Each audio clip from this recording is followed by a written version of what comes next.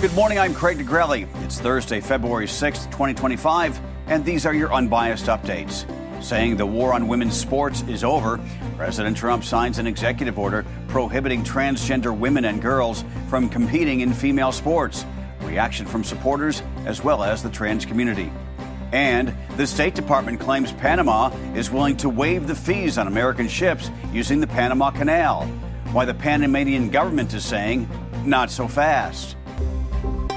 From the Straight Arrow News Studio, bringing the stories that matter to you from across the United States and around the world, these are today's Unbiased Updates. President Donald Trump followed through on what he said on the campaign trail. He has signed an executive order banning transgender athletes from participating in girls' and women's sports. With this executive order, the war on women's sports is over. So this will effectively end the attack on female athletes at public K-12 schools and virtually all U.S. colleges and universities. I don't think we've missed anything, but if we do, we'll make it up very quickly with an order. The order rolls back Biden administration guidance on Title IX, a civil rights law that prevents sex-based discrimination in education programs and activities that receive federal funding. The NCAA president, Charlie Baker, released a statement saying President Trump's order provides a clear national standard. The current measure, dubbed No Men in Women's Sports, is the fourth executive order President Trump has signed involving transgender people since taking office just over 2 weeks ago. Critics say the order addresses a problem that simply is not there. First of all, the numbers they don't exist. Understand that there's 0.01% gender variant people living in our society as a whole. So it's a very tiny grouping of people that he's actually targeting. And certainly the numbers in terms of gender performance are filled with inaccuracies as well.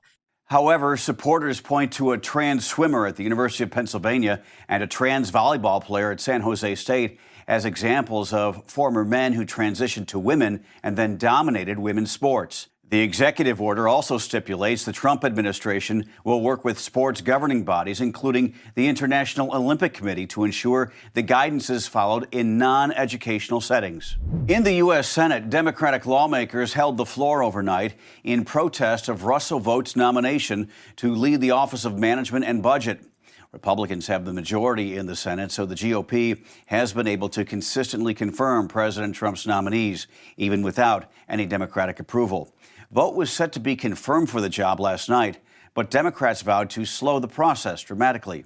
Democrats have been sounding the alarm on Vogt's ties to Project 2025, a conservative push to reshape the federal government. President Trump has denied he follows its guidelines. Things came to a head after the OMB released a memo last week freezing federal funding. While the memo was rescinded not long after, Democrats say it was a warning sign for how Vogt, who at least one Democratic senator has called Trump's most dangerous nominee, would run the office, which plays a key role in enacting the president's agenda. Senate Democrats began what they say will be a 30-hour protest just after 2:15 local time yesterday afternoon. Despite the protest, the full Senate is expected to confirm Russell Vogt as budget director, a role he previously served in Donald Trump's first term, with Republican Senator John Hoeven of North Dakota saying he has a good working relationship with Vogt and expects that to continue. Hours after the State Department announced that American ships would be allowed to sail through the Panama Canal for free, Panama said that's not true. In a post on X yesterday, the State Department said Secretary of State Marco Rubio made an agreement with Panamanian leadership, allowing the move, which would save the federal government millions of dollars a year. Rubio had visited Panama this week. In a statement of its own, the Panama Canal Authority said it sets the tolls and other fees for crossing the canal, and it, quote, has not made any adjustments to them. The authority did add it is open to dialogue with the U.S. Before taking office, President Trump demanded Panamanian authorities either lower fees for American ships that use the Panama Canal or return its control to the United States. The mayors from a handful of so-called sanctuary cities are set to testify before House lawmakers in an upcoming hearing on their sanctuary city policies. That's according to House Oversight and Government Reform Committee Chair, Kentucky Republican James Comer. Comer has launched a probe into sanctuary policies, which allow a jurisdiction to limit its cooperation with federal immigration enforcement officials when it comes to the Trump crackdown on illegal immigration. Mayors in major cities such as Chicago, Boston, and Philadelphia have said they will not help. This comes as newly confirmed Attorney General Pam Bondi hit the ground running on her first day in office.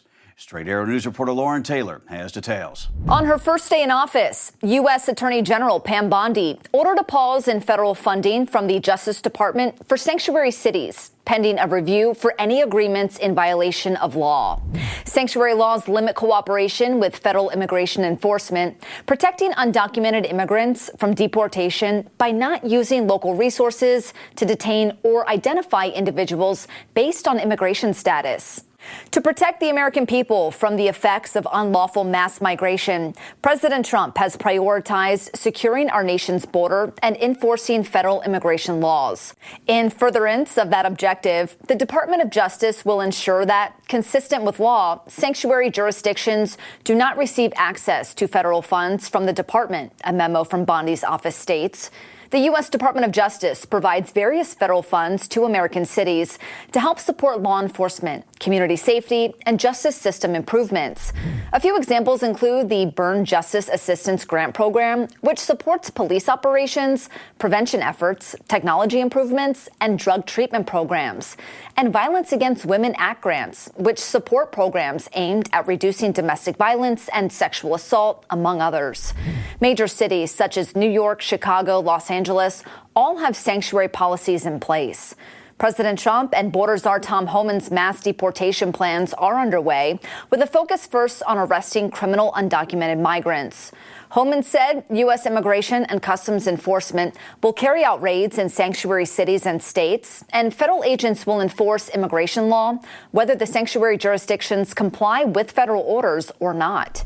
It's unclear if Bondi's memo signals a larger effort to use financial pressure to push states and cities into supporting Trump's mass deportation goals.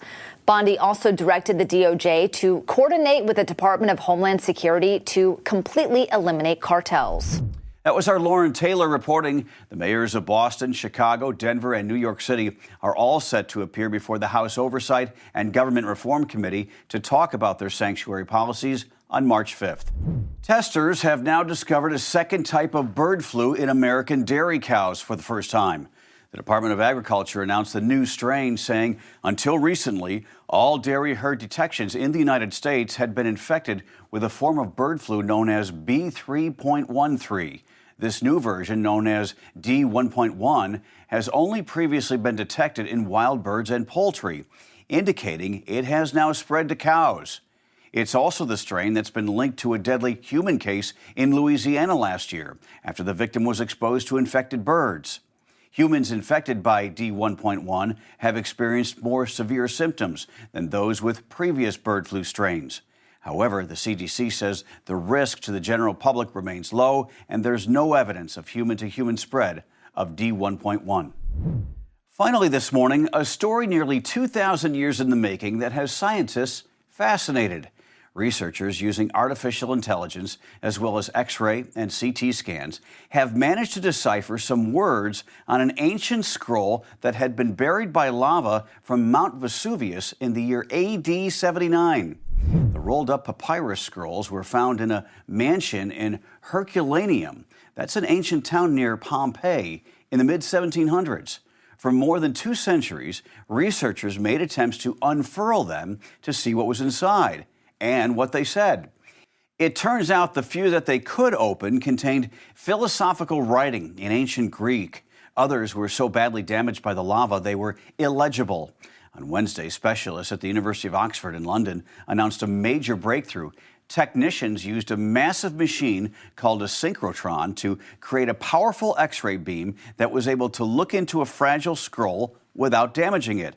The Oxford scholars are now continuing to work on deciphering what the text on this scroll says. Pretty neat. Those are your unbiased updates for this Thursday. We'll see you back here tomorrow. For all of us here at Straight Arrow News, I'm Craig DeGrelli. Have a great day.